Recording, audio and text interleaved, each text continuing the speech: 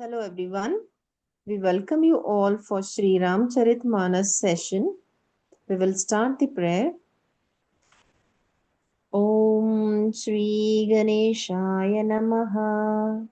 Charitam Raghunathasya Shatakoti Pravistaram Ekaikamaksharam Pumsam Mahapatakanashanam. Om. We are in Doha 68.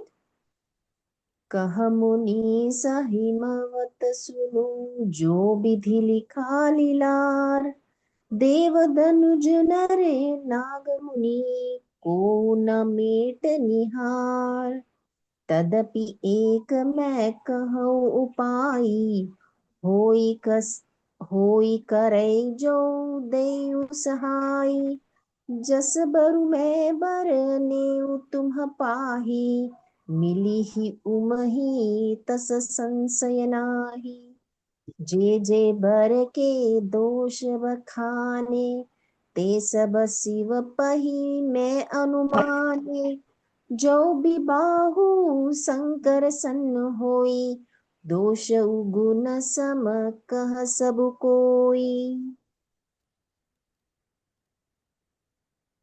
कल के session में हमने देखा कि कैसे नारद जी आते हैं एंड जो उमा माँ जो है उनके पिताजी हिमवान और उनकी माता जी जो है मैना जी उनको बखान करते हैं कि उमा के लाइफ में कैसे उनका फ्यूचर कैसा होगा, उनके क्वालिटीज कैसे होंगे एंड फिर उनको जो फ्यूचर हस्बैंड है वो कैसा मिलेगा। तो सारा जो है पूरा एक्सप्लेन करके देते हैं। तो उसके आगे हम देखते हैं कि मुनि ने एंड कोई मुनि है तो हमेशा जो है नारद जी तो हमेशा सत्य कहते हैं, कभी भी वो अनुचित तो नहीं बताते हैं। तो मुनीश्वर ने कहा कि हे हिमवान सुनो, विधाता ने ललाट पर जो कुछ लिख दिया है उसको देवता दानव मनुष्य नाग और मुनि कोई भी नहीं मिटा सकते। तो मुनीश्वर कह रहे हैं, जो नारद जी वो कह रहे हैं कि ये जो मैंने अभी बखान किया वो तो पूरा सत्य ही है, पर हर एक माता पिता को अपने बेटी के लिए बढ़िया वर चाहिए होता है। तो जब नारद जी जो एक्सप्लेन करते हैं जिस तरह से कि वो कैसे अनुरागी होंगे, वो कैसे दिगंबर होंगे, वो कैसे अकामी होंगे, तो ऐसा सब सुनने के बाद किसी को कौन माता पिता चाहेगी कि अपनी बेटी जो है ऐसे सन्यासी को दे दे। तो इसीलिए वो बहुत डर गए थे, बहुत चिंतित थे। तो नारद जी ने इनके चेहरे पर की चिंता देख कर जो है ये बोला कि हे हिमवान सुनो, विधाता ने जो भी ललाट पर लिखा है वो होना ही है, जो आपके प्रारब्ध में है, जो आप जो है जैसे हम बोलते हैं कि हम सोल कॉन्ट्रैक्ट जो लेके आए हैं वो तो वैसा ही होने वाला है, राइट।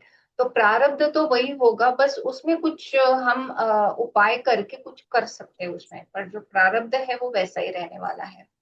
तो जो ललाट पर जो भी कुछ लिखा है उसको कोई नहीं मिटा सकता, ना देवता ना दानव ना मनुष्य ना नाग ना मुनि, कोई भी नहीं मिटा सकते।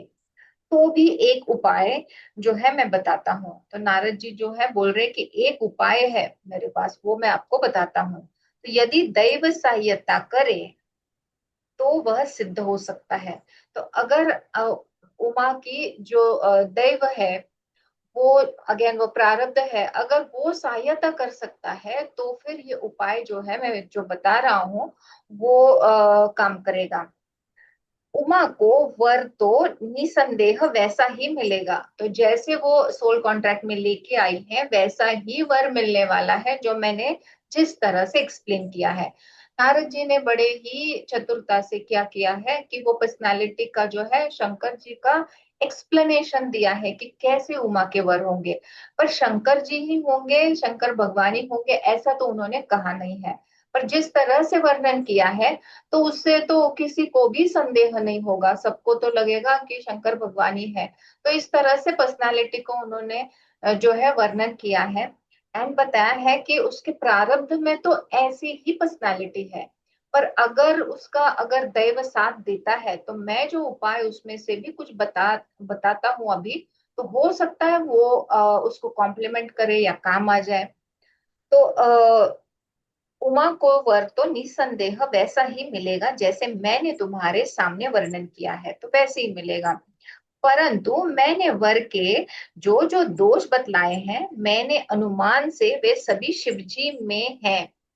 तो अभी वो क्या बोल रहे हैं कि देखो मैंने जो वर्णन किया है, जो क्वालिटीज आपको बताई है, ऐसे कुछ उमा के पति की पर्सनालिटी होंगी। पर ये जो वर्णन मैंने किया है, ऐसी ये सारी क्वालिटीज तो देखो शिव में ही दिखती है।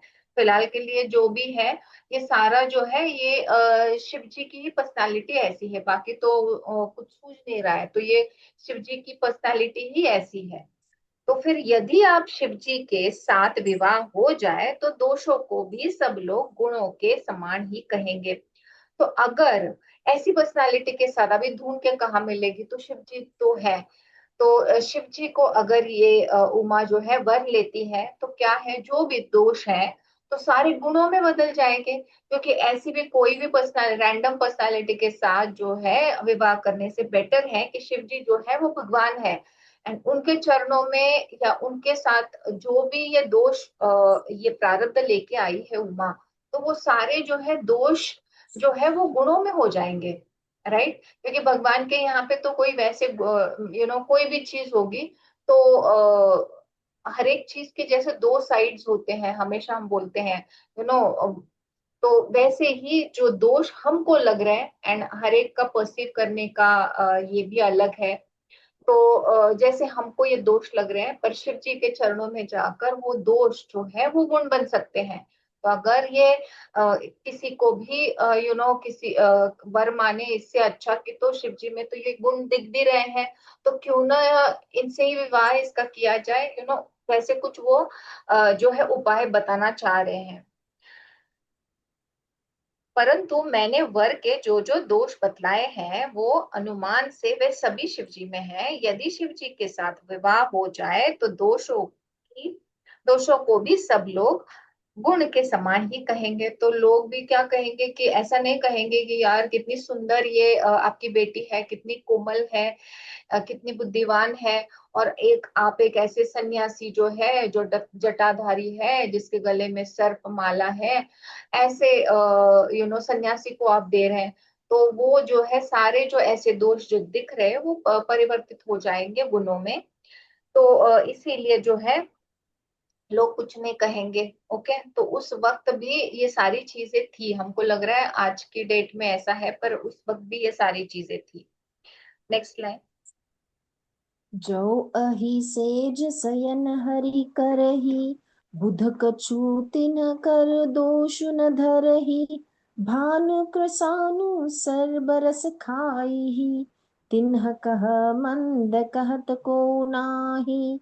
शुभ अशुभ सलिल सब बहई, सुरसरि को अपुनित न कहई। समरथ कहु नहीं दोष गोसाई, रवि पावक सुरसरि की नाई। सौ असहि सिषा करहि नर जड़, जड़ विवेक अभिमान। परहि कलप भरी नरक महु, जीव की ईस समान। तो जैसे विष्णु भगवान शेषनाग अभी बता रहे हैं कि कैसे दोष जो है वो जब भगवान के चरण में चले जाते हैं तो वो कैसे गुण बन जाते हैं। तो यहाँ पे जो है एग्जाम्पल दिया जा रहा है कि मुनि बता रहे हैं, समझा रहे हैं हिमवान को कि जैसे विष्णु भगवान जो है शेषनाग की शैया पर सोते हैं। अरे देखो शेषनाग जो है हालांकि सर्प है, पर उनके ऊपर जो है भगवान जी सो रहे हैं, तो भी पंडित लोग उनको कोई दोष नहीं लगाते। अदरवाइज क्या होता है, अगर आपको सर्प ने टच कर दिया तो आपको स्नान वगैरह करना पड़ता है, आप दूषित हो मतलब शौच करना पड़ता है, तो बहुत सारी चीजें होते हैं। तो यहाँ पर तो है भगवान जो है उनकी शैया बनाकर शेषनाग पे तो सो रहे हैं। तो जैसे विष्णु भगवान शेष नाग की शैया पर सोते हैं, तो भी पंडित लोग उनको कोई दोष नहीं लगाते। सूर्य और अग्निदेव अच्छे बुरे सभी रसों का भक्षण करते हैं। सूर्य देव ये नहीं समझते हैं कि ये ऐसे लोग हैं, इसलिए मैं जो प्रकाश है मेरा वो इस तरफ नहीं डालूंगा। यहाँ पे सब लोग मेरी पूजा करते हैं, इसीलिए मैं जो है प्रकाश उधर ही डालूंगा। तो वो किसी में भेदभाव नहीं करते हैं, सबको जो है वो प्रकाश देते हैं। अग्नि भी ऐसी है। अग्नि में जो चाहे आप डाल दो, वो भस्म हो जाती है, वो जल जाती है। तो अग्नि भी जो है वो भेदभाव नहीं करती। हालांकि सूर्य का भी और अग्नि का भी गुण क्या है या दोष क्या है कि जला देना। अगर सूर्य की किरणें अगर ज्यादा होगी तो जैसे हमारे स्किन को वो जला देती हैं। अग्नि जो है अगर बहुत ही ज्यादा हो गई अग्नि, तो सब कुछ जो है जला सकती है, राख कर सकती है। तो ये उनके दोष है, पर वो सबको समा के जो है उसका गुण बना देती है। तो ऐसे एग्जाम्पल्स दे रहे हैं। तो सूर्य और अग्निदेव अच्छे बुरे सभी रसों का भक्षण करते हैं, परंतु कोई उनको बुरा नहीं कहता। तो अग्नि को और सूर्य को हम बुरा नहीं कहते हैं, उल्टा अच्छा ही कहते हैं उनको। अग्नि देवता सूर्य देवता मानकर उनकी पूजा ही करते हैं। तो गंगा जी में शुभ और अशुभ सभी जल बहता है। अब गंगा जी का जल जो है हम पवित्र मानते हैं, वहां पे कितनी सारी जो है स्ट्रीम्स जो है वो आकर गंगा जल में मिलती है। कितने कितने अलग अलग टाइप के पानी आके गंगा जल में मिलते हैं।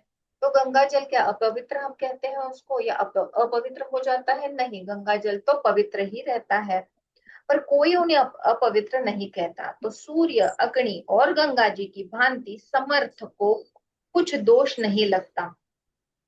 यदि मूर्ख मनुष्य ज्ञान के अभिमान से इस प्रकार होड़ करते हैं, तो वे कल्प भर के लिए नरक में पड़ते हैं। भला कई जीव भी ईश्वर के समान सर्वथा स्वतंत्र हो सकता है? तो कोई हम स्वतंत्र नहीं हो सकता है, हम सब एक दूसरे से जुड़े हुए हैं। तो सिर्फ यहाँ पे मतलब मुनि कह रहे हैं कि मूर्ख जो मनुष्य है वो ज्ञान के अभिमान से जो है इस प्रकार होड़ करते हैं। मतलब हम समझते हैं कि ये अलग है, ये अलग है, ये अछूत है, ये छूत है, ये गंदा है, ये अच्छा है। तो हम हमारे ज्ञान की वश में आके ये सब कहते हैं, पर अदरवाइज ऐसा होता नहीं है। Next line. सुरसरि जल कृत बारुनि जाना, कबहु न संत करहि तेहि पाना। सुरसरि मिले सो पावन जैसे, ईस अनीस ही अंतरु तैसे। शंभु सहज समर्थ भगवाना, एहि विवाह सब विधि कल्याणा। दुराराध्य पै अहि महेशु, आशुतोष पुनि किए कलेसु। जो तपु करे कुमारी तुम्हारी, भाविक मेटि कहहि त्रिपुरारी। यद्यपि बर अनेक जग माही, एहि कह शिव तजि दूसर नाही।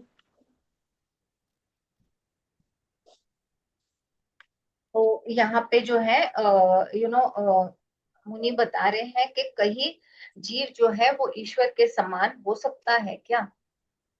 गंगा जल से भी बनाई हुई मदिरा को जानकर संत लोग कभी उसका पान नहीं करते। अगर गंगा जल में अगर आप मदिरा जो है वो अगर डाल दो, तो गंगा जल क्या पवित्र रहता है? नहीं। राइट। पर वही गंगा जी में मिल जाने पर जैसे पवित्र हो जाते हैं, ईश्वर और जीव में वैसे ही भेद है। शंभु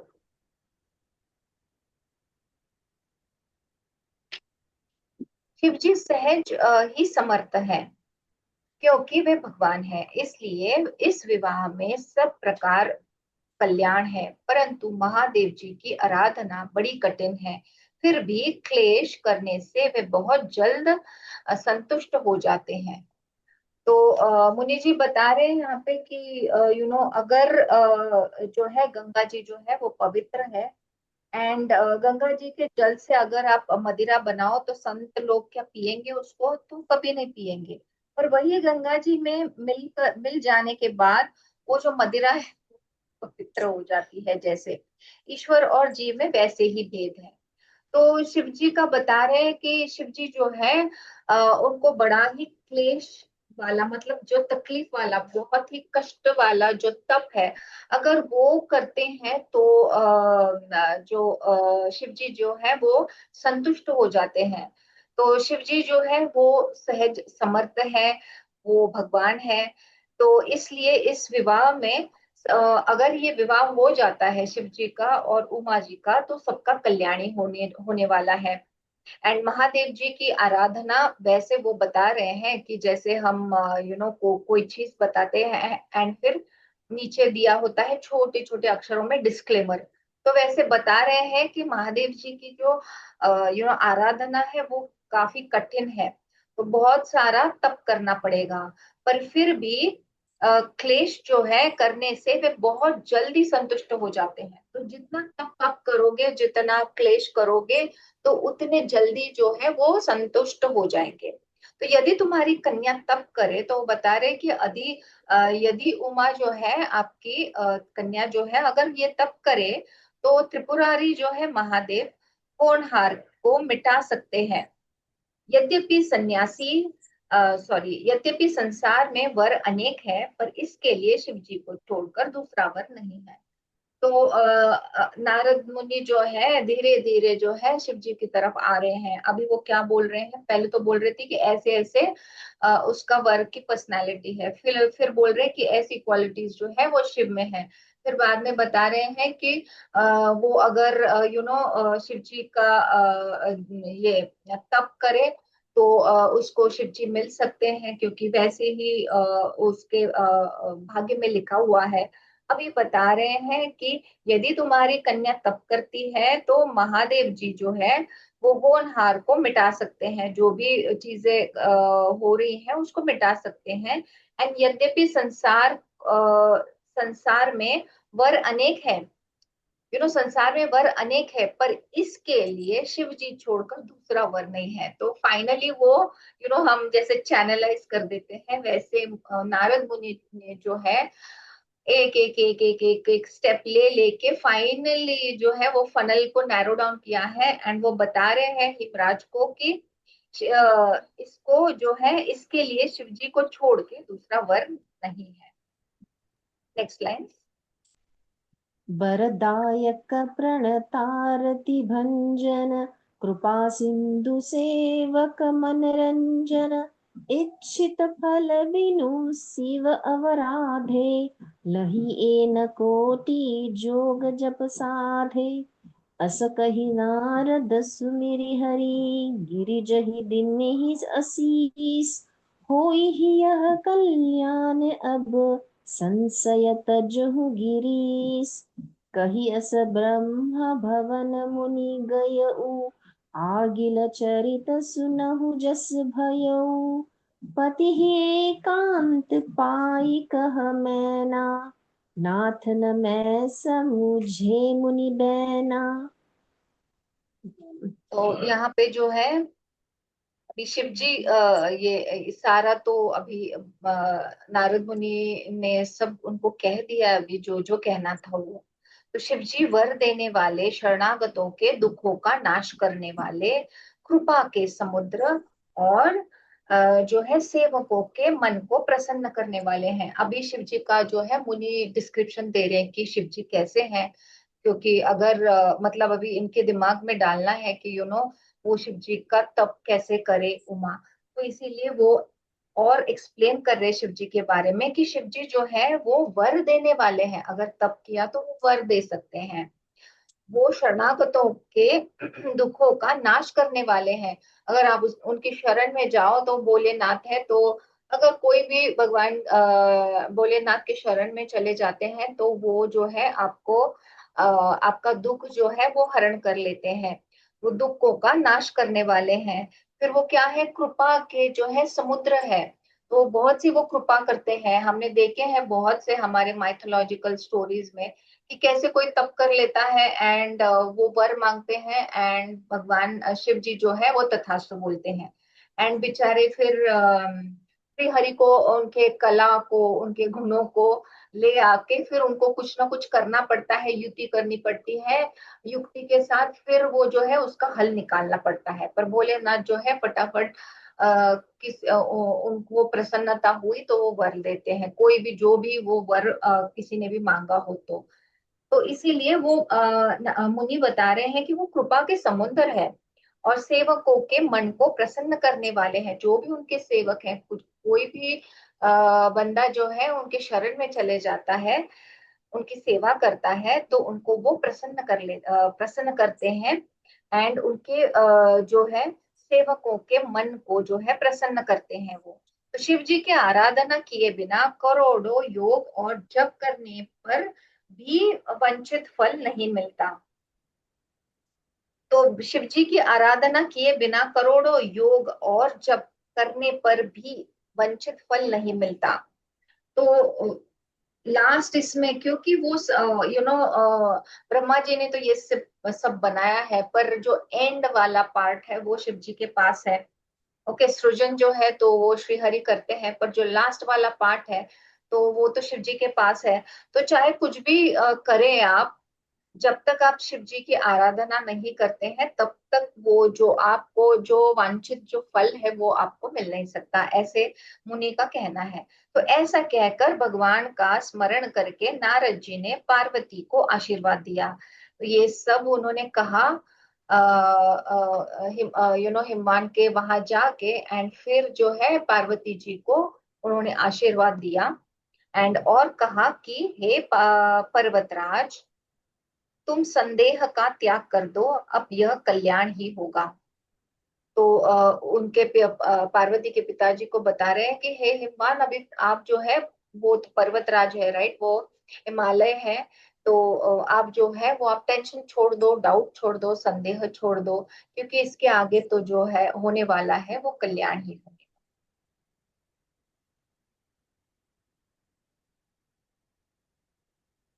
यो कहकर नारद मुनि ब्रह्मलोक को चले गए। अब आगे जो चरित्र हुआ उसे सुनो। पति को एकांत में पाकर मैना ने कहा, हे नाथ, मैंने मुनि के वचनों का अर्थ नहीं समझा।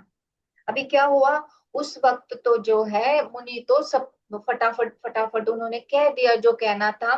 एंड उन्होंने तो अपना काम किया, क्योंकि उन्होंने ऐसे बताया सब डिटेल में कि जो है लास्ट था कि आप तो जो है शिव जी का तप करके उनको ही वरो तो फिर पार्वती का जो है वो कल्याणी होने वाला है। अब ये कह के तो वो ब्रह्मलोक तो चले गए नारद जी। तो बाद में जो है अभी हस्बैंड एंड वाइफ है, तो वो मैना जी को तो ये सुन के बड़ी विचलित हुई, क्योंकि किस माँ को अपनी बेटी को ऐसा वर चाहिए राइट, ऐसा जमाई चाहिए। तो वो तो बड़ी विचलित हुई। तो ये सब जाने के बाद, क्योंकि सबके आगे तो वो नहीं कुछ बोल सकती है हिमवान को, तो फिर एकांत में जब वो बैठते हैं तब मैना जी जो है वो बोलती है कि ये जो मुनि ने कहा है ये मुझे कुछ समझ में नहीं आया है, जो बखान किया है यहाँ पे आके।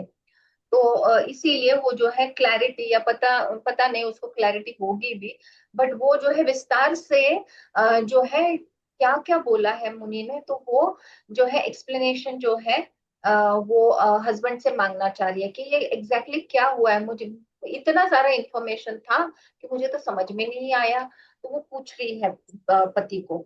Next lines. जो घरु बरु कुलु होई अनूपा, करिए विबाहु सुता अनुरूपा, नत कन्या बरु रहु कुआरी, कंत उमा मम प्राण पियारी। जो न मिली ही बरु गिरि जहि जोगु, गिरि जड़ सहज कही ही सब लोगु, सोई बिचारी पति करे हु विबाहु, जेहि न बहोरी होई उरदाहु। अस कही परिचरण धरि सीसा, बोले सहित सनेह गिरीसा। बरु पावक प्रगटे ससी माही, नारद बचनु अन्यथा नाही। तो अभी जो है मैना जी कहती हैं कि मैंने मुनि के वचनों का अर्थ नहीं समझा, जो जो उन्होंने बताया है वो तो मुझे समझ में नहीं आया। तो जो हमारी कन्या के अनुकूल घर है वह और कुल उत्तम हो तो विवाह कीजिए। तो बेचारी वो बता रही है उनके हस्बैंड को कि घर कोई अच्छा हो, कुल अच्छा हो, तो वहां पे जो है अपनी बेटी का विवाह कीजिए। नहीं तो लड़की चाहे कुमारी ही रहे। तो देखो हमको लग रहा है कि ये कलयुग में ही इतने विस्तार से सब हो रहा है, उस युग में भी जो है माता बोल रही है कि अगर घर अच्छा नहीं है, अगर कुल अच्छा नहीं है, अगर हस्बैंड अच्छा नहीं मिल रहा है, तो मेरी बेटी जो है घर में ही रहे, अविवाहित रहे, मुझे कोई फर्क नहीं पड़ता है। पर आप जो है ऐसे, ये सब मुनि ने कहा है, ऐसे जो है हस्बैंड के साथ, मतलब ऐसे जो वर के साथ जो है मेरी बेटी का कैसे विवाह हो सकता है, क्योंकि वो तो इतने लाड़ प्यार से जो है राजघराने में जन्मी है, कितनी सुकुमार है, कितनी कोमल है, उसको ये सब कैसे, मतलब कितना कठिन होगा उसका लाइफ। सोचो सन्यासी होगा हस्बैंड, तो फिर वो विवाह का ही क्या फायदा, राइट? विवाह किस लिए करते हैं हम लोग? तो बेचारी वो तो बड़ी दुखी हुई है, तो वो हिमवान को बता रही है कि जहाँ पे अनुकूल घर हो, वर अच्छा हो और कुल उत्तम हो, वहां पे मेरी बेटी का विवाह कीजिए। नहीं तो लड़की चाहे कुमारी ही रहे, क्योंकि हे स्वामी, पार्वती मुझको प्राणों के समान प्यारी है। जैसे हर माँ को अपने बच्चे प्यारे होते हैं, तो वो बोल रही है कि वो तो मेरे प्राणों से भी मुझे प्यारी है, तो आप प्लीज उसको ऐसे संकट में ना डालिए कि वो, मतलब वो कैसी रहेगी वहां पे ऐसे वर के साथ। ओके, तो यहाँ पे जो है मैं अयोग्य वर के साथ उसका विवाह नहीं करना चाहती, क्योंकि ये सारा जो डिस्क्रिप्शन दिया है मुनि ने, तो ये तो पूरा अयोग्य ही लग रहा है। ओके, तो यदि पार्वती के योग्य वर न मिला तो सब लोग कहेंगे कि पार्वती स्वभाव से ही जड़ है।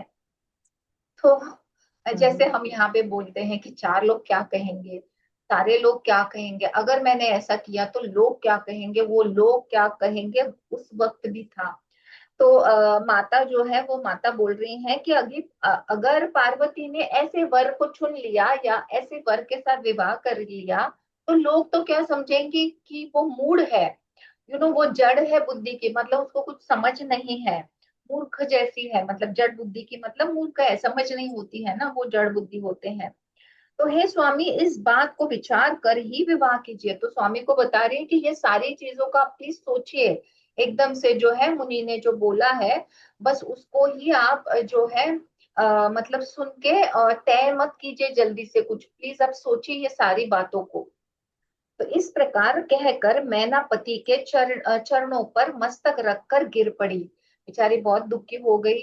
तो मतलब वो लिटरली हम कैसे पूरे शरणागति हो जाते हैं, नाक घिसते हैं अगर हमने गलती की है तो भगवान के सामने, तो वैसे ही जो है मैना मैना जी जो है वो पति के चरणों में गिर गई है।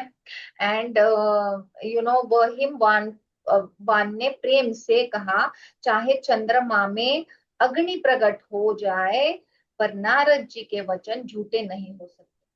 अब हिमवान जो है उनको बड़ा ही एक रिस्पेक्ट एंड बहुत आदर है नारद जी के बारे में, एंड सब लोग जो है नारद जी को जानते हैं। तो वो बोल रहे हैं कि अगर चंद्रमा में, चंद्रमा की प्रॉपर्टी हमको पता है कि चंद्रमा जो है वो बड़ा शीतल होता है, तो वो बोल रहे हैं कि अगर कोई कहे मुझे कि चंद्रमा में आग लग जाए, ओके, तभी भी यू नो मैं बोल सकता हूँ कि ठीक है या मैं मानूंगा, पर जो मुनि ने कहा है मैं उसको जो है अनदेखा अनसुना नहीं कर सकता है, क्योंकि मुनि ने जो कहा है वो सत्य वचन है, वो जो उन्होंने कहा है वो झूठ कभी भी नहीं बोल सकते हैं। ओके, तो नारद जी तो है वो कभी झूठे नहीं हो सकते हैं। हे प्रिय, सब सोच छोड़कर श्री भगवान का स्मरण करो, जिन्होंने पार्वती को रचा है, वे ही कल्याण करेंगे। अभी यहाँ पे देखिए अभी जैसे शंकर भगवान के जो है पहले के ससुर जो है, जो दक्ष, हमने वो स्टोरी देखी, तो वो किस प्रकार थे, वो कैसी पर्सनालिटी थी। एंड अभी ये जो पार्वती के जो पिताजी हैं हिमवान, वो कैसे हैं, वो कितना रिस्पेक्ट कर रहे हैं, एंड वो जो है वो छोड़ दे रहे हैं। वो बोल रहे हैं कि भगवान का हम स्मरण करेंगे, एंड अगर पार्वती को उन्होंने जन्म दिया है पृथ्वी पर, तो वो तो पूरा उसका प्रारब्ध साथ लेके आई है। तो हम अभी मतलब भगवान जो है वो उनका उसका जो है कल्याण ही करेंगे, उसका कुछ गलत नहीं होगा। तो ऐसे भी एक पर्सनैलिटी है। तो सती के पिता और ये अभी पार्वती के पिता, दोनों कितनी अलग अलग पर्सनैलिटीज हैं। तो अब यदि तुम्हें कन्या पर प्रेम है, तो जाकर उसे वह शिक्षा दो कि वह ऐसा तप करे जिससे शिव जी मिल जाए। दूसरे उपाय से वह यह क्लेश नहीं मिटेगा। तो अभी वो बता रहे हैं कि सॉरी, हिमांशु जी जो है वो बता रहे हैं कि अभी ये सब तू छोड़ दे, कि अभी कैसा होगा क्या होगा, हमारी बेटी जो है कितनी कोमल है, उसका कैसा होगा were and all of that. जो मुनि ने बताया है वो सत्य वचन है, वो कभी झूठ नहीं बोलते हैं, तो ऐसा ही होगा। हमने जो है एक्सेप्ट करना है कि हमारी बेटी को जो यहाँ पे जन्म लिया है उसने, तो उसका कल्याण ही होगा, भगवान देख लेंगे। तो हमने जो है भगवान का ही नाम लेना है। एंड अभी तू ये जाके अपनी बेटी को समझा कि तुझे कैसे तप करना है शिव जी को पाने के लिए। तो जैसे हम सब जानते हैं कि हमेशा माँ जो है वो बड़ी इमोशनल होती है, एंड जो पिता जो है वो, उनमें भी इमोशंस होते हैं, पर वो काफी स्ट्रेट सोच सकते हैं। हम जैसे विचलित नहीं होते हैं। हम जो है फीमेल्स इमोशंस के साथ, इमोशंस का ज्यादा लगाव होने के कारण कभी कभी हमारा जो विवेक है वो कहीं पे छुट्टी लेके चला जाता है घूमने। पर मेल्स का देखो, वो बहुत ही मतलब प्रॉपरली प्रैक्टिकली सब तरफ से सोच के थोड़े से स्थिर प्रज्ञ होकर जो है निर्णय लेते हैं। तो अभी जो है हिमवान जो है वो बोल रहे मैना जी को कि अभी तू ये सब छोड़, एंड तू हमारी कन्या के पास जा और उसको ये समझा कैसे तुझे क्लेश करके तप करना है, एंड शिव जी को है उनको पाना है, क्योंकि बड़ी कठिन परीक्षा है। एंड उनको पाने के लिए तो आपको तप करना ही है। तो आगे हम देखेंगे इतना मतलब बहुत ही भयानक तप किया है पार्वती जी ने शिव को मिलने के लिए, ओके, एज अ हस्बैंड। तो अब यदि तुम्हारी कन्या पे प्रेम है, तो जाकर यह शिक्षा दो कि वो ऐसा ही तप करे जिससे शिव जी मिल जाए। तो उससे उपाय से विक्लेश नहीं मिटेगा। तो नारद जी के वचन रहस्य से युक्त और सकारण है, और शिव जी समस्त सुंदर गुणों के भंडार है, यह विचार कर तुम मिथ्या संदेह को छोड़ दो। शिव जी सभी तरह से निष्कलंक है। तो यहाँ पे अगेन हिमान जो है अपनी बीवी को, पत्नी को जो है वो समझा रहे हैं कि तू खाली पीली जो है इतना सोच रही है, कुछ सोचने की जरूरत नहीं है। शिव जी जो है वो बड़े ही निष्कलंक है, और वो क्या बोल रहे हैं यहाँ नारद जी के वचन तो, शिव जी जो है वो बड़े ही अच्छे गुण वाले हैं। ओके, तो तू ये जो मिथ्या विचार है इसको छोड़ दे, एंड बस जो है अभी अपनी पुत्री को जाके ये सब बता दे। Okay, next line.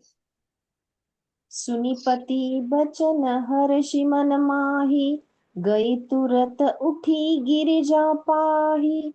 उमहि बिलोकी नयन भरे भारी, सहित सनेह गोद बैठारी। बार ही बार लेती उरलाई, गद गद कंठन कछु कहि जाई। जगत मातु सर्वज्ञ भवानी, मातु सुखद बोली मृदुबानी। सुनहि मातु मैं दिख अस सपन, सुनावु त्यो सुनावहु तो ही। सुंदर गौर सुबि प्रबर, अस उपदेसे मोही। के वचन सुन मन में प्रसन्न होकर मैना उठकर तुरंत पार्वती के पास गई। तो कभी भी हमको अब अगर बहुत लो फील होता है, एंड फिर कोई आपको समझाता है कि अरे बाकी की भी चीजें देखो, या आपने एक तरफ से ही विचार किया होता है दूसरी तरफ से किया नहीं होता है, तो जब कोई हाईलाइट कर देता है कि इससे ऐसा होगा, ऐसे चीजें होंगी। तो जो है अभी जो है उनके पति ने, मैना जी के पति ने उनको बताया है, एक्सप्लेन किया है कि ये सब छोड़ दे। तो वो अच्छे ही हैं एंड ऑल ऑफ दैट। तो ये सुनकर जो है मैना जी जो है वो प्रसन्न होती हैं एंड फिर पार्वती जी के पास चली जाती है। पार्वती को देखकर उनकी आंखों में आंसू भर आए, उसे स्नेह के साथ गोद में बैठा लिया। तो ये सोच कर कि ये कैसे मेरे बेटे कैसी इतनी ब्यूटीफुल जो है, इतनी संस्कारी है, इतने गुणों से भरी हुई है, तो इसके भाग्य में कैसा लिखा है। तो ये उसको देख के ही उसके आंखों में जो है आंसू आ जाते हैं। एंड जैसे माँ प्रेम बड़े प्यार से जो है अपने बच्चे को ये हक करता है, वैसे ही जो है मैना जी ने पार्वती जी को जो है अपने पास गोदी में ले लिया है। फिर बार बार उससे हृदय से लगाने लगी। प्रेम से मैना का गला भर आया, कुछ कहा नहीं जाता। जगत जननी भवानी जी तो सर्वज्ञ ठहरी, वे माता को सुख देने वाली कोमल वाणी से बोली। अब यहाँ पे जो है तुलसीदास जी जो है यहाँ पे देखो इंट्रोडक्शन करते हैं जगत जननी भवानी। तो यहाँ पे वो कहना चाह रहे हैं कि ये पार्वती जो है वो अभी की तो जगत जननी है, बाद में वो जो है भवानी अब का अभी अवतार होने वाला है। तो ये कोई मामूली लड़की नहीं है कि जिसका ऐसा होने वाला है, वो तो जगत जननी है। ये तो जो है माया का खेल है, क्योंकि वो उसने मनुष्य जन्म लिया है। तो ये सारा जो है मनुष्य का शरीर लेने के बाद जो जो होता है वो सब करना पड़ता है, तो वैसे ही पार्वती जी को करना पड़ेगा। अदरवाइज वो पहले भी शिव को ही उन्होंने वरा था, अभी भी उनको ही करने वाली है, एंड बाद में जब वो भवानी बनने वाली है तभी भी वैसा ही होने वाला है। तो यहाँ पे जो है थोड़ा सा उन्होंने इंट्रोड्यूस किया है कि वो जो है जगत जननी भवानी जो है वो सर्वज्ञ जो ठहरी, वे माता को सुख देने वाली कोमल वाणी से बोली। तो अब ये जो है जगत जननी माता को समझाने लगी है कि हे माँ, माता के मन की दशा, क्योंकि उन्होंने माता की दशा जानी है, कैसे ही वो रो पड़ी है, उनको कह नहीं जा रहा है, गला बैठा है। जब बहुत दुख होता है, बहुत ग्रीफ होता है, तो हमारा जो है आवाज जो है अटक जाता है, हमारा माउथ जो है वो ड्राई हो जाता है, कुछ वर्ड्स फूटते नहीं है, कुछ शब्द नहीं निकलते हैं वाणी से, कुछ क्या कहना है वो समझ में नहीं आता है। तो माता ने जो है मतलब जगत जननी जो पार्वती जी है, उन्होंने देखा अपनी माता की अवस्था क्या हुई है। तो वो देखने पर जो है पार्वती माँ ही अभी उस उनके माता को समझाने लगी, बताने लगी, सॉरी नॉट समझाने लगी पर बताने लगी कि माँ सुन, मैं तुझे सुनती हूँ, मैं तुझे सुनाती हूँ। मैंने ऐसा स्वप्न देखा कि मुझे एक सुंदर गौर वर्ण श्रेष्ठ ब्राह्मण ने ऐसा उपदेश दिया है। तो अभी जो है माँ पार्वती जो है माता को बता रही है कि तू सुन कि मुझे भी ऐसा सपना आया सुबह, प्रातः काल में हम बोलते हैं कि जो सपना आता है वो सच्चा होता है। तो पार्वती जी को एक सपना आया हो, तो उसके बारे में जो है वो माँ को बता रही है, शेयर कर रही है कि मैंने ऐसा सपना देखा कि मुझे एक सुंदर गौर वर्ण श्रेष्ठ ब्राह्मण ने ऐसा उपदेश किया। तो एक श्रेष्ठ ब्राह्मण जो है गौर वर्ण वाला, वो उनके सपने में आया एंड उन्होंने उपदेश किया है, एंड वो भी प्रातः काल की नींद में। ओके, जब जो है सपने जो है वो सच होते हैं। तो क्या उपदेश दिया है कि हे पार्वती, अच्छा उन्होंने ये भी बोधित किया है कि हे पार्वती, मतलब ऑलरेडी उनकी जो टाइटल है उनको मिल गई है। तो वो बता रहे हैं जो श्रेष्ठ ब्राह्मण जो सपने में आए हैं उनके, तो बोल रहे हैं कि हे पार्वती, नारद जी ने जो कहा है उसे सत्य समझकर तू जाकर तप कर। तो सपने में वो ब्राह्मण बोल रहे हैं, श्रेष्ठ ब्राह्मण की, जो नारद जी ने बताया है आपको कल, तो वो सारा जो है वो समझकर सच आप जाके तप करो। फिर यह बात तेरे माता पिता को भी अच्छी लगी है। अच्छा, सिर्फ सिर्फ बताया नहीं है, अभी माता पिता ने जो भी सुना है वो भी उनको भा गई है, मतलब उनको लग रहा है कि यस करेक्ट है, ये जो भी नारद मुनि ने कहा है वो तब सुख देने वाला और दुख दोष का नाश करने वाला है। हमेशा हम सब ये जानते हैं कि हम जब तप करते हैं, हम जब साधना करते हैं, तो वो हमको दुखों से निकालता है। ओके, तो वो सुख देने वाला है। पर क्योंकि हमको आलस आता है तो हम करते नहीं है। एंड कितना भी दुख रहे हम उसी में जो है लेट पेट होते रहते हैं। पर जो है साधना हो या तप हो या कोई भी छोटी मोटी चीज हो, वो करना नहीं चाहते हैं, क्योंकि हमको इजी वे आउट चाहिए होता है। तो तप जो है वो सुख देने वाला है, एंड दुख जो है दोषों का नाश करने वाला है। तो दुख जो है वो दोषों का नाश करेगा, क्योंकि हम प्रारब्ध से जो है वो दुख लेके आए हैं। तो दुख तो आने वाला है क्योंकि वो प्रारब्ध है। पर उसको हम कन्वर्ट कैसे करें सुख में? तो हमको तप करना पड़ेगा, अदरवाइज नहीं हो सकता है। तप के बल से ही ब्रह्म संसार को रचते हैं। तो सारे लोगों ने जो है, ब्रह्मा जी ने भी जो ये रचना की है वो तप से ही की है। बहुत वर्ष वो तप के लिए बैठे थे, क्योंकि जब वो निकले नाभि से श्री विष्णु के, तब जो है उनके पास प्लान था, पर कैसे करना था वो पता नहीं था। तो उनको जो है काफी साल तप करना पड़ा, तब जाके उनको समझ में आया कि पृथ्वी ऐसी होनी चाहिए, ऐसा होना चाहिए, ये होना चाहिए, वो नहीं होना चाहिए। तो ये सारा जो है ये तप से हुआ है। तो यहाँ पे तुलसीदास जी बता रहे हैं कि तप के बल से जो है ब्रह्मा संसार को रचते हैं, और तप के बल से ही विष्णु सारे जगत का पालन करते हैं। तो सिर्फ ब्रह्मा ही नहीं, विष्णु भी जो ये पूरे विश्व का जो है वो पालन कर रहे हैं, वो भी तप करके ही कर रहे हैं। ओके, तो सबको तप, अगर भगवान तप कर रहे तो हम और आपकी बात का क्या कहना, राइट? तो हमको भी तप करना जरूरी है। तो तप के बल से ही शंभु, दैट इज रुद्र रूप से जगत का संहार करते हैं। तो शिव जी भी तप करते हैं, जो हम पूरे जगत का जो संहार जो करते हैं, वो रुद्र रूप से जगत का जो संहार कर रहे हैं, वो भी जो है तप करते हैं। और तप के बल से ही शेष जी पृथ्वी का भार धारण करते हैं। तो शेष जी जो बैठे हैं नीचे पाताल में, वो भी जो है वो भी तप करते हैं। तप करके ही वो जो है पृथ्वी का भार जो है अपने सर पे लिए घूम रहे हैं, बैठे हैं, नॉट घूम रहे, सॉरी, बैठे हैं।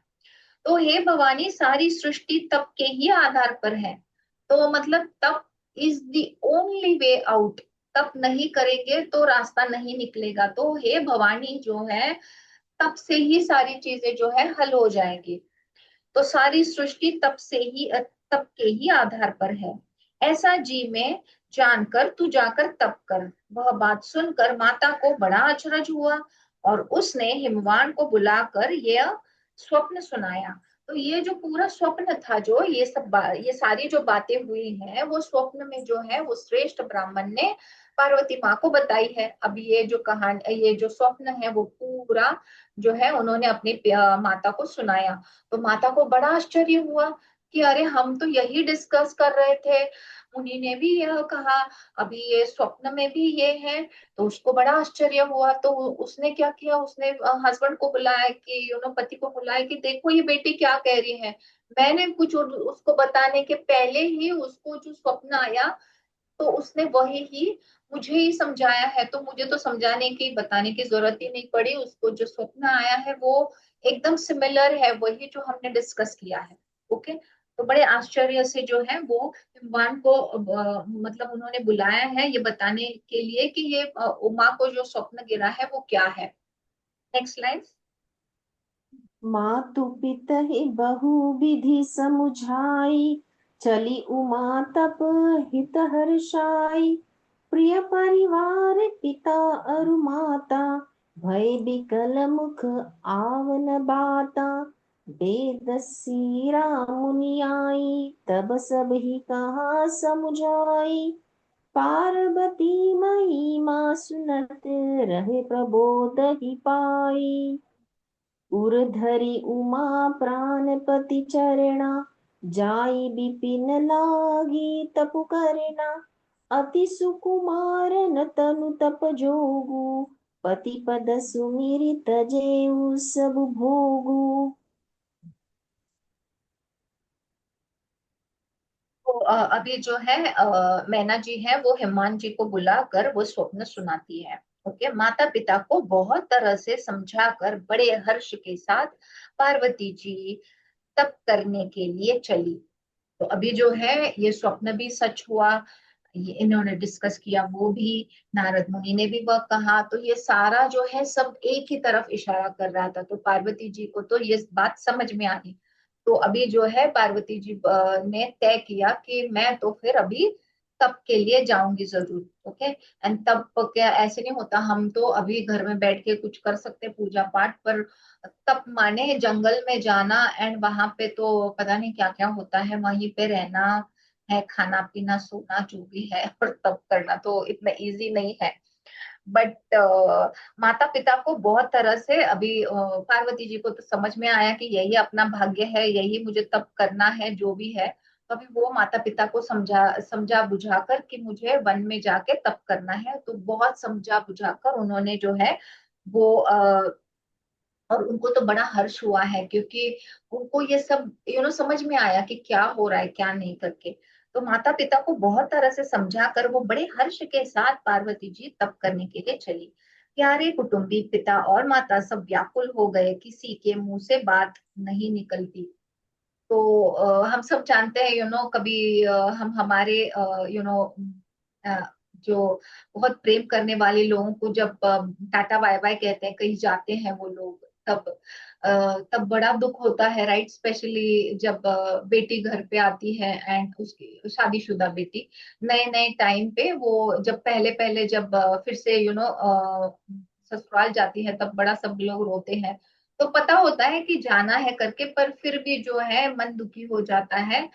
एक तरफ हर्ष भी होता है कि अच्छा हो रहा है मतलब, पर एक तरफ जो है वो दुख भी होता है। तो यहाँ पे सब वही भाव जो है वो यहाँ पे दिए गए हैं कि माता पिता और सारा कुटुंब जो है वो व्याकुल हो रहा है, क्योंकि छोटी सी बच्ची है, वो कैसे वन में जाके तप करेगी, कैसा होगा उसको, वो कैसी सब हैंडल करेगी, तो इसीलिए वो व्याकुल हो गए हैं।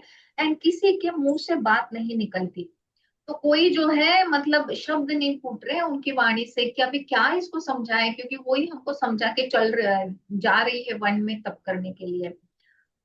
तो तब वेद शिरा मुनि ने आकर सबको समझाकर कहा। तो यहाँ पे जो है वो वेद शिरा मुनि जो है वो यहाँ पे प्रकट हो जाते हैं ये सिचुएशन में, ये सिचुएशन को संभालने के लिए। तो ये वेद श्री मुनि जो है यहाँ आकर सबको समझाकर कहा कि पार्वती जी की महिमा सुनकर सबको समाधान हो गया। ओके, तो उन्होंने समझाया सबको कि पार्वती जी का क्या भविष्य है, वो जगत जननी है, वो भवानी है, वो जगदम्बा है। तो ये सब समझाते हुए फिर सब लोगों को समझ गए में आया कि ओके, ये कोई साधारण मेरी बेटी नहीं है, हमारी बेटी नहीं है, पर वो जगत का कल्याण करने के लिए आई है। तो ये तो होने वाली ही चीज है, तो हम जो है इसको हम अच्छे से विदा करें। प्राणपति शिव जी के चरणों को हृदय में धारण करके पार्वती जी वन में जाकर तप करने लगी। पार्वती जी का अत्यंत सुकुमार शरीर तप के योग्य नहीं था, तो भी पति के चरणों का स्मरण करके उन्होंने सब भोगों को तज दिया। वो तो छोटी सी थी, सुकुमार थी, तो मतलब जैसे हम हमेशा हम देखते हैं जैसे माँ के घर में जो हम जिस तरह से रहते हैं, वही एग्जैक्टली वैसा ही ससुराल नहीं होता है। वहां पे बहुत काम करना पड़ता है घर में। माँ बाप के घर में अगर नहीं काम हुआ तो भी हम सो सकते हैं या बोल सकते हैं मैं नहीं करती, पर ससुराल में ऐसा नहीं होता है, तो एक अलग माहौल रहता है दोनों तरफ। तो इसीलिए यहाँ पे जो है पार्वती जी का जो अत्यंत यहाँ पे एक्सप्लेन किया जा रहा है कि पार्वती जी का अत्यंत सुकुमार शरीर है, वो तब के योग्य नहीं है। एंड इसीलिए बट फिर भी ये योग्य नहीं होने के बावजूद भी, क्योंकि उसको सब समझ में आई है चीजें, तो उनके जो शिव जी के चरणों का जो है उनको हृदय में रख कर जो है वो तप करने के लिए वन में चली गई है। Next lines.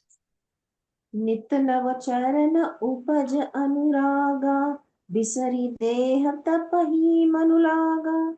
संवत सहस मूल फल खाए, सागु खाई सत वर्ष गवाए।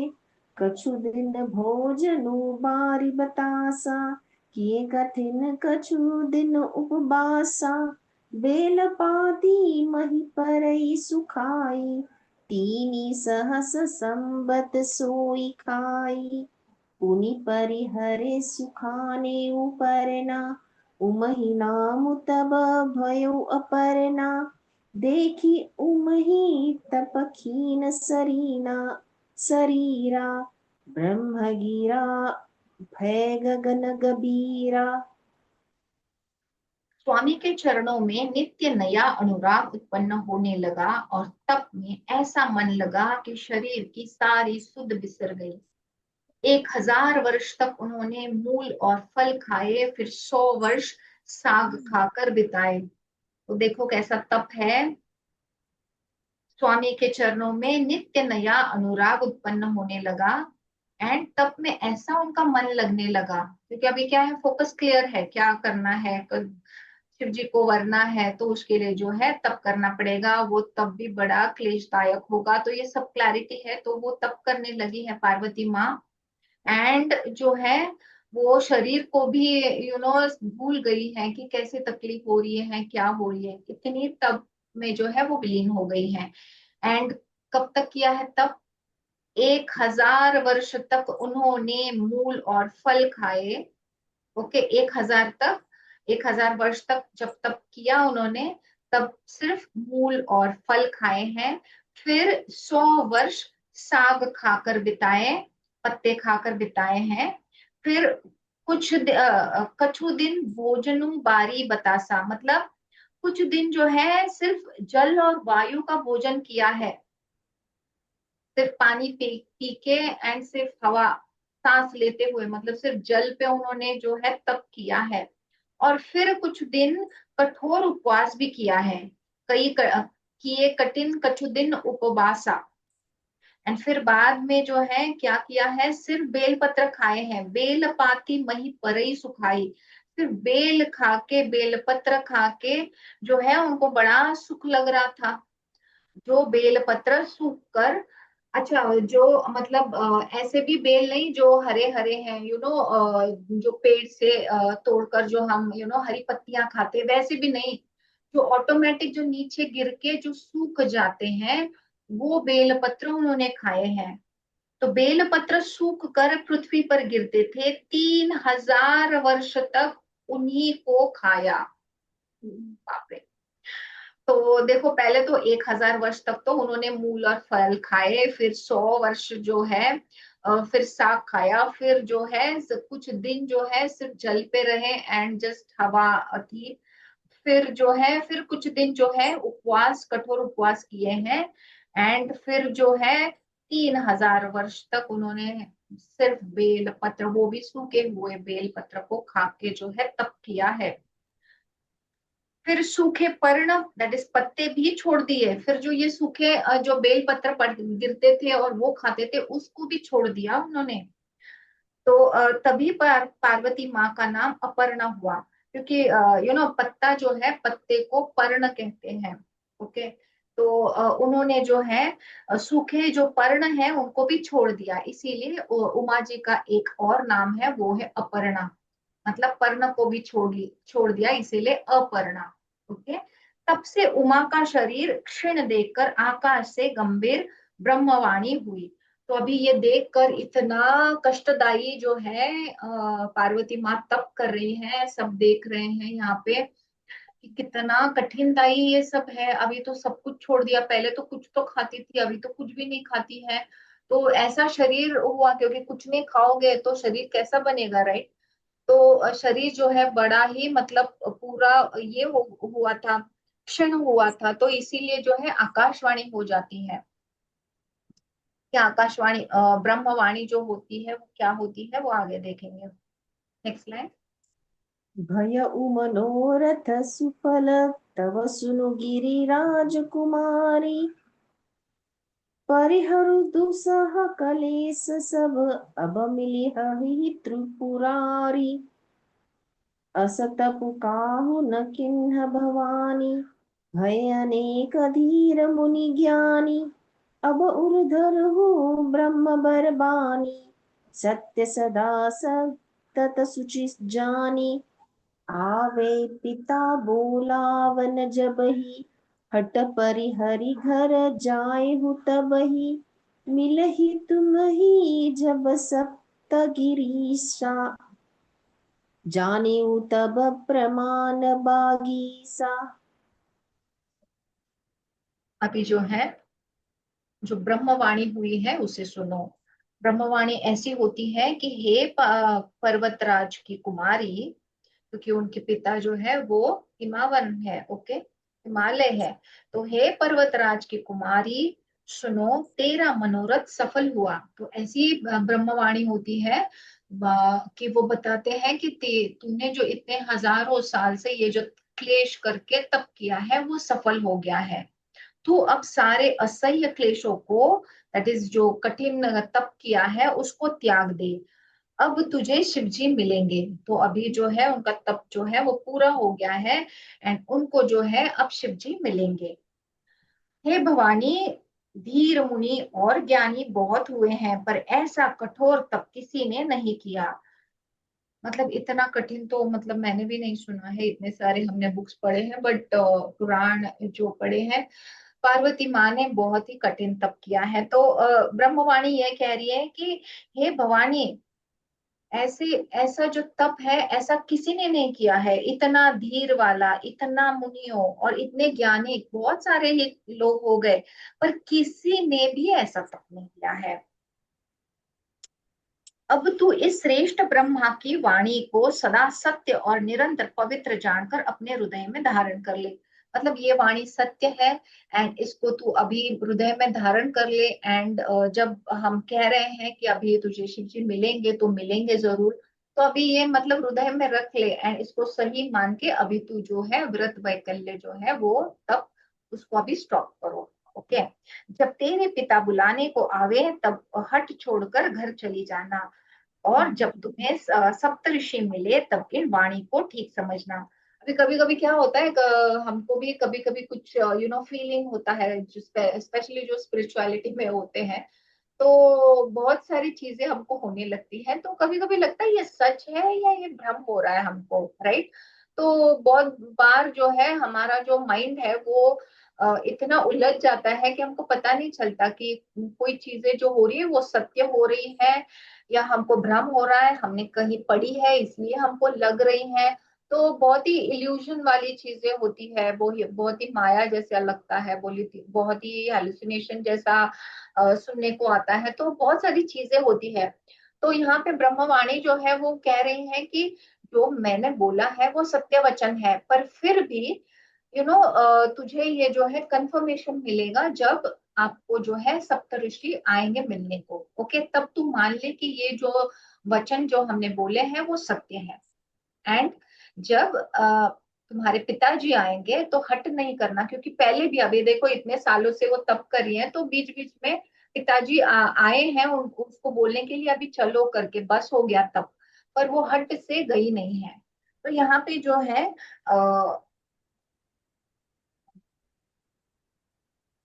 यहाँ पे जो है जो ब्रह्मवाणी है वो कह रही है कि जब तेरे पिता बुलाने को आवे तब हट छोड़कर घर चली जाना। तो अभी हट मत करना, क्योंकि तेरा जो तप है वो सफल हो गया है। और जब तुम्हें सप्तर्षि मिले तब इस वाणी को ठीक समझना। तो जब सप्तर्षि आएंगे तो ये वाणी सच है, इसका एक ठोस सबूत जैसा आपको मिल जाएगा। Okay, next line. सुनत गिरा बिधि गगन बखानी, पुलक गात गिरिजा हर्षानी, उमा चरित सुंदर मैं गावा, सुनहु शंभु कर चरित सुहावा, जब ते सती जाई तनु त्यागा, तब ते शिव मन भय उबिरागा, जपहि सदा रघुनायक नामा, जह तह सुनहि राम गुण ग्रामा, चिदानंद सुख धाम शिव विगत हो, विगत मोह मद काम, बिचरहि मही धरी हृदय हरि, सकल लोह अभिराम। इस प्रकार आकाश से कही हुई ब्रह्मा की वाणी को सुनते ही पार्वती जी प्रसन्न हो गई। जैसे हम बहुत पढ़ाई करते हैं, फिर रिजल्ट आता है हमारा, तो जैसे हम प्रसन्न हो जाते हैं, तो बेचारे ने इतना सारा तप किया है, इतने सालों का, 1000 सालों का, तो ये जो है वो सफल होने के बाद और ये वाणी सुनने के बाद तो बड़ी प्रसन्न हुई, और हर्ष के मारे उनका शरीर जो है वो पुलकित हो गया। याज्ञवल्क्य जी ने भारद्वाज से बोले कि मैंने पार्वती का सुंदर चरित्र सुनाया, अब शिव जी का सुहावना चरित्र सुनो। अब जो है ये जो मुनि है वो भारद्वाज जी को तो ये कहानी सुना रहे हैं, राइट, ये गाथा सुना रहे हैं। तो अभी वो बोलते हैं, जैसे हर एक मूवी में या सीरियल में नहीं होता है, एक कैरेक्टर जो भी वो एक्टिंग कर लेती है, थोड़ा बहुत वो एक क्लिप जो है वो दिखाते हैं, समझो घर का सीन है वो दिखाते हैं, फिर जाके दूसरा कैरेक्टर जो है वहां का एक सीन दिखाते हैं, तो ऐसे ही वो स्टोरी लाइन जो है वो चलती है। तो यहाँ पे जो है याज्ञवल्क जी ने जो भारद्वाज को जी मुनि को जो सुना रहे हैं, तो वो बता रहे हैं कि अभी ये तो पार्वती माँ की साइड की स्टोरी थी, अभी जो हम हैं वो शिव जी की तरफ जाएंगे और वहां क्या हो रहा है वो देखेंगे। तो जब से सती ने जाकर शरीर त्याग किया है, तब से शिव जी के मन में वैराग्य हो गया है।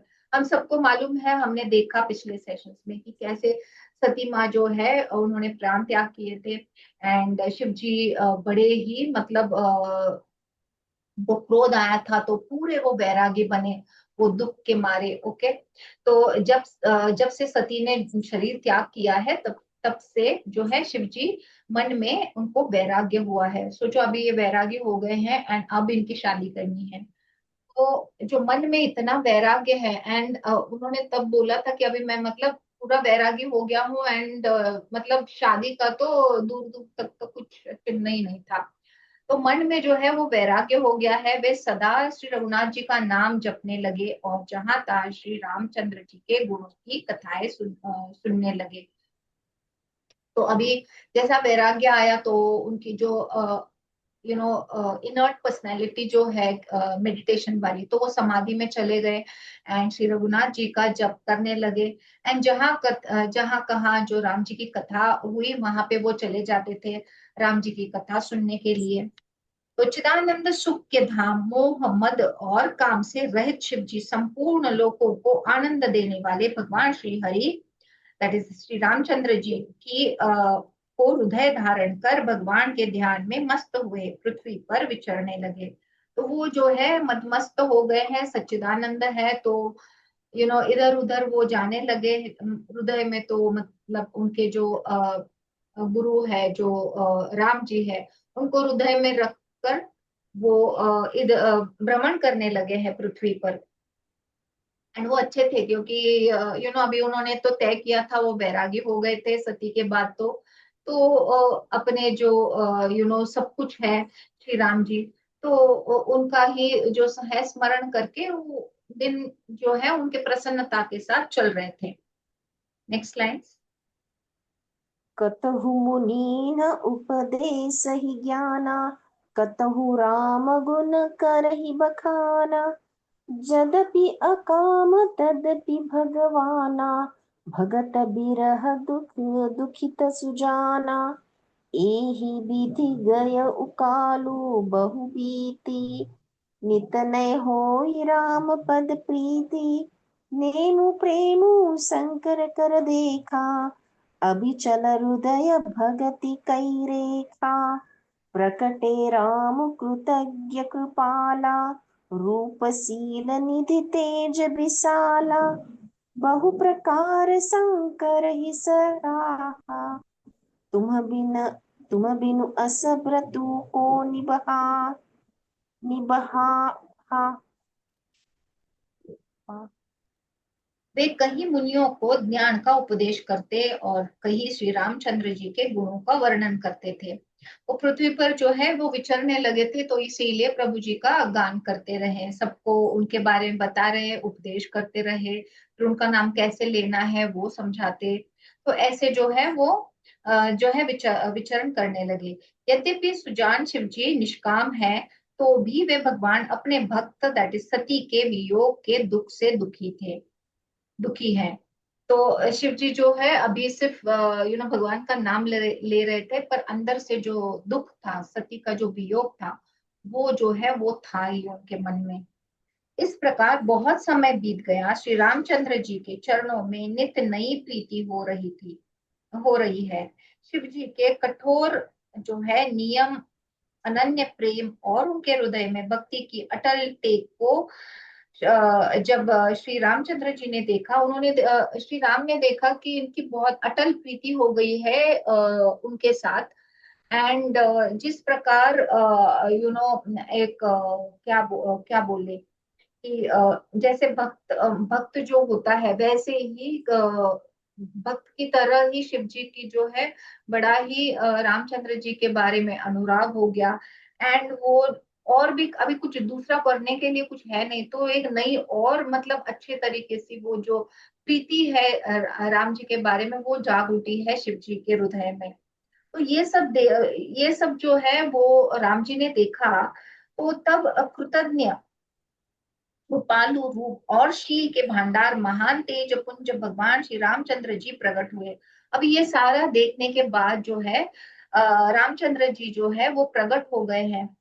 तो उन्होंने बहुत तरह से शिव जी की सराहना की। तो पहले तो बहुत, जैसे नारद जी ने कैसा बखान किया है पार्वती के पति के बारे में, तो वैसे जो है यहाँ पे श्री राम जी जो है वो प्रकट हुए हैं, जो बड़े ही कृपालु हैं, जो कृतज्ञ है, फिर बहुत बढ़िया उनका रूप है, शीलवान है। तो ऐसे महान तेज पुंज जो रामचंद्र जी है वो शिव जी के सामने प्रकट हो जाते हैं।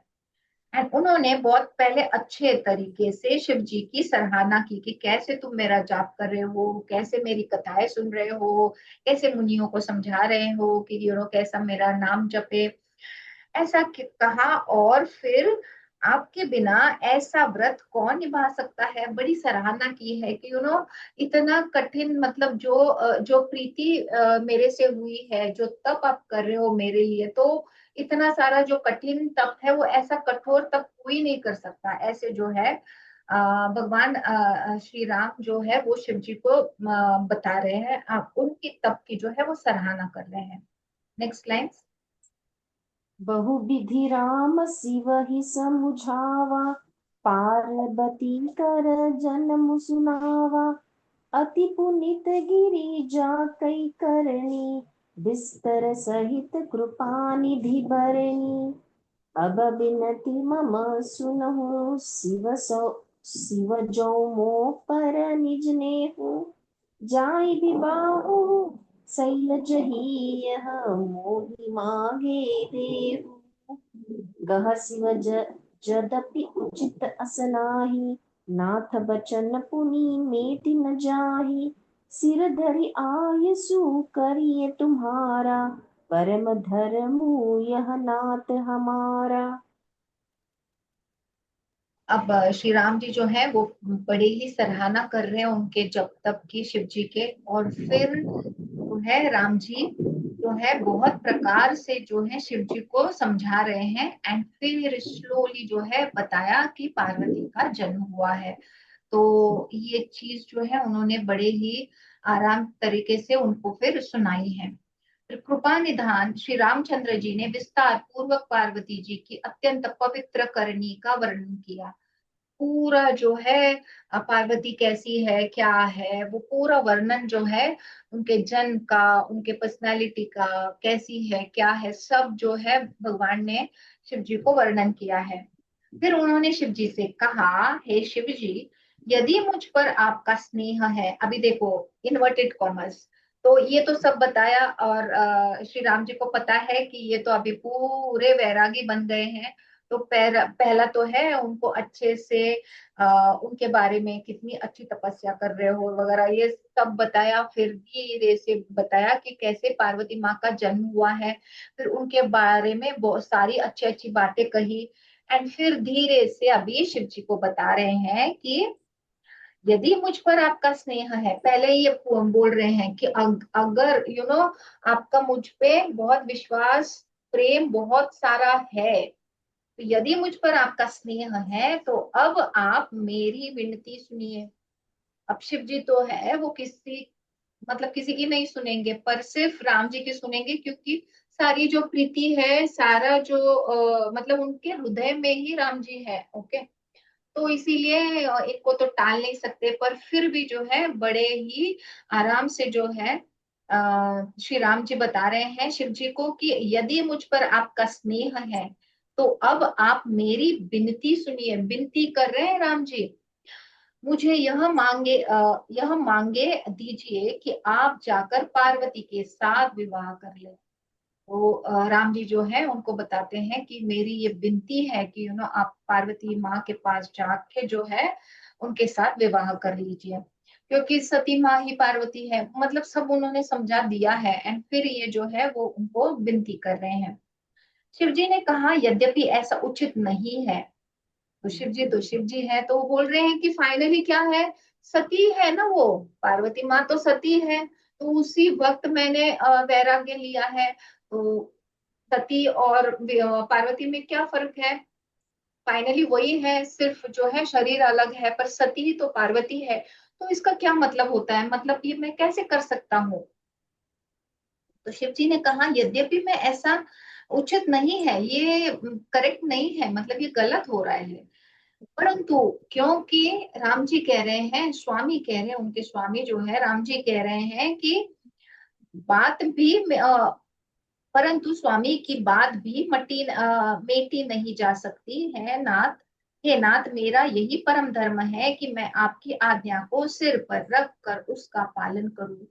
तो देखो कितनी कितना रिस्पेक्ट अपने गुरु के बारे में है, कि एक तो ये गलत है, ऐसे उनको लग रहा है कि ये करेक्ट नहीं, सही नहीं हो है, पर बिकॉज आप कह रहे हैं एंड आप कृपा निधान है, आप ही मेरे स्वामी है, तो स्वामी की बात जो है मैं टाल नहीं सकता हूँ। तो इसीलिए क्योंकि आप मेरी आप मुझे कह रहे हैं, इसीलिए मैं ये करूंगा। ओके, तो आप मेरी, कहा गया, परंतु स्वामी की बात जो है वो टाल नहीं सकते हैं, इसीलिए वो कह रहे हैं कि हे नाथ, मेरा यही परम धर्म है। तो अगर मुझे रुचि भी नहीं दे रहा है कि ये ऐसा काम मैं करूं, पर बिकॉज ये मेरा परम धर्म है कि मैंने अपने स्वामी का सुनना चाहिए, तो इसीलिए आपकी आज्ञा को सिर पर रख कर उसका पालन करूंगा। माता पिता, गुरु और स्वामी की बात को बिना ही विचारे शुभ समझ कर करना या मानना चाहिए, ये हम सब ने करना चाहिए। अ, एक तो माता पिता है, गुरु है और स्वामी जो है, उनकी बात जो है बिना विचार किए जो है वो हमारे लिए हमेशा शुभ ही सोचेंगे। तो वो शुभ ही सोचेंगे, इसीलिए बिना कुछ बात बनाए उनका जो है वो कहा जो है वो मानना चाहिए। फिर आप तो सब प्रकार से मेरे परम हितकारी हो, तो आप तो मेरे सब कुछ हो, मेरे माता पिता हो, मेरे स्वामी हो, मेरे गुरु हो, तो आप तो सब कुछ हो। तो फिर इसीलिए हे नाथ, आपकी आज्ञा मेरे सिर पर है, तो आप जैसा कहेंगे वैसा ही होगा। Next lines. प्रभु तो सेव सुनी शंकर बचना, भक्ति विवेक धर्म जुत रचना। कह प्रभु हर तुम महारपन रहेऊ, अब उर राखेऊ जो हम कहेऊ। अंतर्धान भय अस भाषी, शंकर सोई मूर्ति उर राखी। तब ही सप्त ऋषि शिव पहि आए, बोले प्रभु अति बचन सुहाए। पार्वती पही जाए तुम प्रेम परीक्षा लेहु, गिरि फेरी पटेहु, भवन दूरी करेहु संदेहु। तो अभी जो है स्वामी जी की जो है वो आज्ञा शिव जी ने मानी है, एंड फिर शिव जी की भक्ति जो है, ज्ञान जो है, धर्म से युक्त वचन रचना सुनकर प्रभु रामचंद्र जी संतुष्ट हुए। जब उन्होंने देखा कि शिव जी ने जो है मैंने जो बोला है उसको सुन लिया है, तो बड़े संतुष्ट हो गए, बड़ा अच्छा लगा उनको। तो प्रभु ने कहा, हे हर, आपकी प्रतिज्ञा पूरी हो। तो यहाँ पे जो है हरि जो है हर को बोल रहे हैं कि आपकी प्रतिज्ञा जो है वो पूरी हो। प्रतिज्ञा जो है वो पूरी हो गई है, अब हमने जो कहा है उसे हृदय में रखना। इस प्रकार कहकर श्री रामचंद्र जी अंतर्धान हो गए। वो तो शिव जी को मिलने आए थे, राइट, उनको दर्शन देने आए थे, तो ये सब सारी बातें जो है उन्होंने जो है शिव जी से कही है। कहने के बाद जो है शिव जी ने मानी है। एंड फिर उनको बोल के कि अभी जो है जो मैंने जो प्रण लिया था, प्रतिज्ञा ली थी, वो तो पूरी हो गई है, क्योंकि उनका जो एम था वो सफल हो गया है, शिव जी को मनाना, क्योंकि दूसरा कोई बंदा उनको मना ही नहीं सकता। वो जगह इस जगत में सिर्फ वो जो है हरि का ही सुन सकते हैं, तो इसीलिए हमेशा हरि और हर साथ में होते हैं। तो इस प्रकार कहकर श्री रामचंद्र जी जो है वो अंतर्धान हो गए। शिव जी ने उनकी वह मूर्ति जो है, पहले तो उनकी कौन सी मूर्ति थी उनके मन में, जो दंडक वन में उनको जो है दर्शन मिले थे श्री राम जी का, वो अब जो है अभी जो दर्शन हुआ है, तो वो शिव जी ने उनकी वह मूर्ति जो है अपने हृदय में रख ली। उसी समय सप्तर्षि शिव जी के पास आए। प्रभु महादेव ने उनसे अत्यंत सुहावने वचन कहे। अभी क्या हुआ, जैसे ही श्री हरि चले गए, एक तो इनको मनाया, इनकी हाँ ली, एंड फिर वो चले गए, अंतर्धान हो गए। अभी जो है सप्तऋषि जो है वो आ गए हैं यहाँ पे। एंड प्रभु महादेव जी से उन्होंने अत्यंत सुहावने वचन में कहा कि आप लोग पार्वती के पास जाकर उनके प्रेम की परीक्षा लीजिए और हिमाचल को कहकर उन्हें पार्वती को लिवा लाने के लिए भेजिए, तथा पार्वती को घर भिजवाइए और उनके संदेह को दूर, ऐसा आता है, संदेह को दूर कीजिए। इधर है ही नहीं, It is दूर कीजिए। कीजिए। ओके, दूर कीजिए। सो यहाँ पे जो है अभी देखो, राम जी ने बोला, हरि ने बोला है, इन्होंने सुना है। अभी इतना फटाफट, मतलब कुछ नहीं, यहाँ पे कोई इंट्रोडक्शन नहीं, कुछ नहीं कुछ नहीं। जैसे ये सप्तर्षि आए हैं, तो शिव जी क्या बोल रहे हैं सप्तर्षि को कि आप प्लीज अभी आप जल्दी से वहां पे जाइए, पार्वती के पास आप जाइए और उसके प्रेम की परीक्षा लीजिए। ऐसे ही नहीं, ऐवी ही नहीं सब होगा। तो पार्वती के पास जाकर उनके प्रेम की परीक्षा लीजिए। एंड जब प्रेम की परीक्षा लेंगे, तब हिमाचल को कहकर, मतलब पिताजी को उनके कहकर, पार्वती को घर भिजवाइए और उनके संदेह की दूरी कीजिए। तो पार्वती जी को जो है घर को भेजिए, और जो भी संदेह है, क्योंकि ब्रह्मवाणी ने क्या कहा था कि सप्तर्षि जो है उनके पास आएंगे, तभी वो जो अगर उनको संदेह नहीं भी होगा, तो ये जो ब्रह्मवाणी है उसको सफलता की तरफ कैसे ले जाएंगे जब ये सप्तर्षि आएंगे। तो इसीलिए सप्तर्षि आप वहां जाइए, पार्वती माँ इनको उनके पिताजी को बोल के जो है उमा को घर भिजवाइए और उसका जो संदेह है वो दूर कीजिए। यहाँ पे हम रुकते हैं। So I think will stop here, let's conclude. बड़ा ये इंटरेस्टिंग चल रहा है स्टोरी।